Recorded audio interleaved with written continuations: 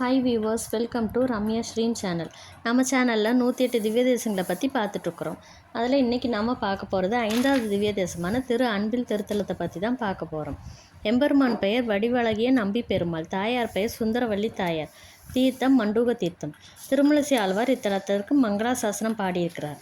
திருச்சியிலேருந்து 30 கிலோமீட்டர் தொலைவில் லால்குடிக்கு பக்கத்தில் இந்த கோவில் அமைஞ்சிருக்கு. இந்த கோவில் வரலாறு: ஒரு மகரிஷி தண்ணீர் கடியிலிருந்து தவம் செஞ்சிட்ருக்கிறார். அப்பொழுது அந்த வழியாக துர்வாச முனிவர் வந்து கொண்டிருக்கிறார்.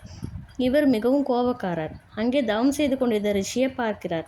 நான் வந்தது தெரிந்தும் தனக்கு மரியாதை செய்யாமல் கண்டு கொள்ளாமல் இருக்கிறாயே அப்படின்னு கோபம் அடைஞ்சு உடனே துர்வாசக முனிவர் மகரிஷிக்கு சாபம் கொடுத்து விட்டார். தண்ணீர் கடியில் இருந்ததுனால நீ மண்டூகமாகவே போக கடவுது அப்படின்னு சாபம் கொடுத்துட்டார். மண்டூகம் என்றால் தவளை.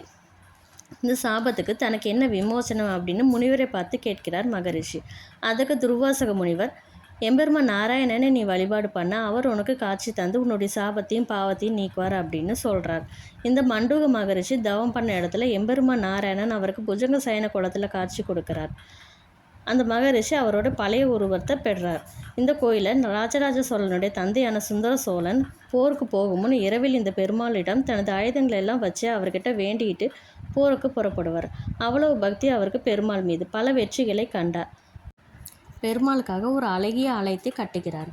அதுதான் நம்ம இறுக்கி பார்க்குற திரு அன்பில் திருத்தலம்.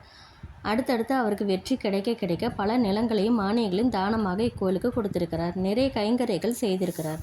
இந்த கோயிலோட தனி சிறப்பு, இங்கு ஆண்டாள் அமர்ந்த குளத்தில் நமக்கு அருள் பாலிக்கிறார். இந்த ஆண்டாளை வழிபடுவோருக்கு விரைவில் திருமணம் கைகூடும் என்பது ஐதீகம்.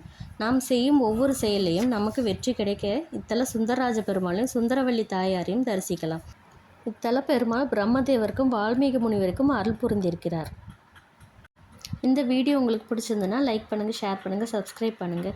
உங்களோட கருத்துக்களை கமெண்ட்டில் சொல்லுங்கள். தேங்க்யூ.